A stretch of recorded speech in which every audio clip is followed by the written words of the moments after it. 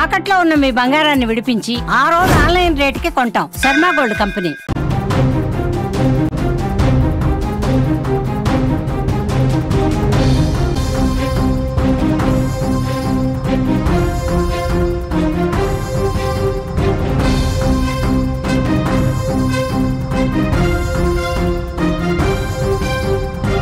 ఇటీవల కాలంలో తెలంగాణలో గంజాయి ఇతర మాదక ద్రవ్యాల వినియోగం విపరీతంగా పెరిగిపోయింది.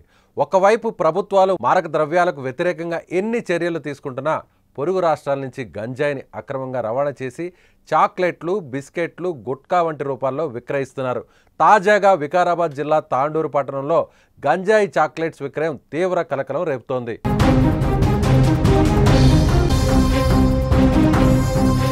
ఒక పీచు మిఠాయి అమ్మే వ్యక్తి గంజాయి చాక్లెట్స్ అమ్ముతున్నట్టు సమాచారం అందుకున్న పోలీసులు అతన్ని అదుపులోకి తీసుకొని గంజాయి చాక్లెట్స్ను స్వాధీనం చేసుకున్నారు. నిందితుడిని ఉత్తరప్రదేశ్కు చెందిన వ్యక్తిగా గుర్తించారు. ప్రస్తుతం పోలీసులు అతన్ని గంజాయి చాక్లెట్స్ ఎక్కడి నుంచి వస్తున్నాయని ఆరా తీస్తున్నారు.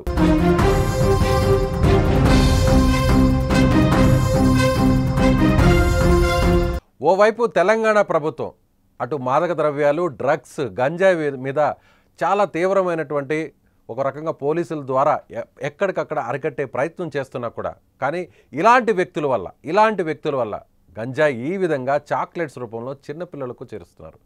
ముఖ్యంగా హైదరాబాద్తో పాటు ఇతర ప్రాంతాల్లో కూడా ఇప్పుడు ఈ చాక్లెట్స్ స్కూళ్ళకి చేరితే స్కూల్స్లో చదువుతున్న చిన్నారులు ఈ చాక్లెట్స్కి అలవాటు పడితే వాళ్ళందరూ కూడా గంజాయి బాధితులుగా, గంజాయి వ్యసనానికి వాళ్ళందరూ కూడా బానిసలుగా మారిపోతారు.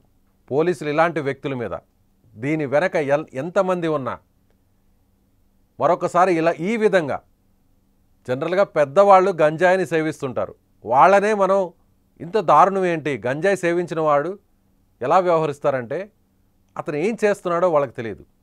వాళ్ళు చేసేటువంటి ఎలాంటి చర్యలైనా, ఎలాంటి క్రైమ్ అయినా, ఎలాంటి దారుణాలైనా ఏం చేస్తున్నారో వాళ్ళకి అసలు ఏం కూడా అర్థం కాదు. అంత ప్రమాదకరం గంజాయి, ఇతర మాదక ద్రవ్యాలు, డ్రగ్స్. అలాంటిది ఇప్పుడు గంజాయి పొగాకు రూపంలోనో సిగరెట్ల రూపంలోనో సేవించడం పోయి ఇప్పుడు చివరాఖరికి చిన్న పిల్లలు తినే చాక్లెట్ల రూపంలో కూడా గంజాయిని తయారు చేస్తున్నారు, అమ్ముతున్నారంటే రోజు రోజుకి పరిస్థితులు మరింత దారుణంగా మారుతున్నాయి.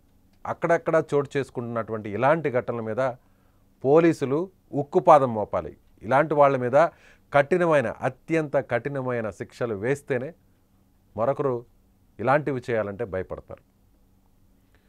పిల్లలు కూడా, వాళ్ళ తల్లిదండ్రులు కూడా కొంత అప్రమత్తంగా ఉండాల్సినటువంటి అవసరం ఉంది. ఎందుకంటే ఇలాంటి వాటికి అలవాటు పడితే, ఇలాంటి వాటి ఈ వ్యసనాలకు బానిసలు మారితే, బానిసలుగా అయితే వాళ్ళ జీవితాలు తలకిందులుగా మారుతాయి. ఇక్కడ స్క్రీన్ మీద మనకు కనిపిస్తున్నట్టుగా చూడొచ్చు. ఆ చాక్లెట్స్, పీచు మిఠాయి అమ్మే వ్యక్తి ఎవరికి అనుమానం రాకుండా పిల్లలకి పీచు మిఠాయిని అమ్మినట్టు గంజాయి చాక్లెట్లను అమ్ముతున్నాడంటే ఇంతకంటే దారుణం ఎక్కడ? ఇంతకంటే దారుణం మరెక్కడా ఉండదు.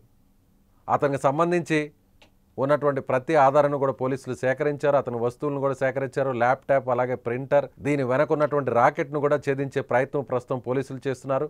అతని దగ్గర ఉన్నటువంటి ఆ గంజాయి చాక్లెట్స్ను, ఆ ప్యాకెట్స్ అన్నింటిని కూడా స్వాధీనం చేసుకున్నారు. ఉత్తరప్రదేశ్కి సంబంధించినటువంటి ఈ వ్యక్తిని కేవలం ఇతను బయట ప్రాంతాల నుంచి ఈ గంజాయి చాక్లెట్స్ని తీసుకొచ్చాడా, బయట రాష్ట్రాల నుంచి మన తెలుగు రాష్ట్రాలకు, తెలంగాణకు వీటిని తీసుకొచ్చాడా, లేదంటే తెలంగాణలోనే విక్రయాలే కాకుండా తయారీ కూడా జరుగుతుందా అనేటువంటి కోణంలో పోలీసులు దర్యాప్తు చేస్తున్నారు. దీని వెనక ఎవరున్నా సరే మొత్తం అందరినీ కూడా కూపీలాగి బయటకు లాగి వాళ్ళ మీద కఠినమైన కేసులు పెట్టి శిక్షించాలని అందరూ కూడా కోరుతున్నారు. ఎస్, పిల్లల తల్లిదండ్రులు అప్రమత్తంగా ఉండండి. పిల్లలకి ఇది తెలిసి జరుగుతుందో తెలియక జరుగుతుందో చెప్పలేం. గంజాయి చాక్లెట్ను తెలిసి తిన్నా తెలియక తిన్నా వాటికి వ్యసనంగా అలవాటుగా మారితే జరిగే ప్రమాదం మీరెవ్వరూ కూడా ఊహించలేరు.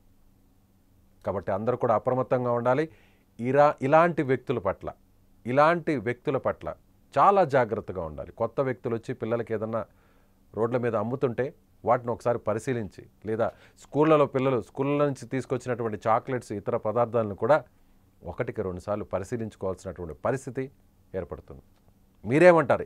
ఇలాంటి వాళ్ళని ఏం చేయాలి? చిన్న పిల్లలకు అమ్మేటువంటి పీచు పదార్థాలు, పీచు మిఠాయిని అమ్మే వ్యక్తి ఇప్పుడు గంజాయి చాక్లెట్లను కూడా తీసుకొచ్చి అమ్మే ప్రయత్నం చేస్తున్నాడంటే ఇలాంటి వ్యక్తుల్ని ఏం చేయాలి? ఎలాంటి శిక్షలు పడాలి? చిన్నపిల్లల భవిష్యత్తును, వాళ్ళ తలరాతను మార్చే ఇలాంటి దుర్మార్గుల్ని ఏం చేయాలి? మీ అభిప్రాయాన్ని కామెంట్ బాక్స్లో తెలియచేయండి.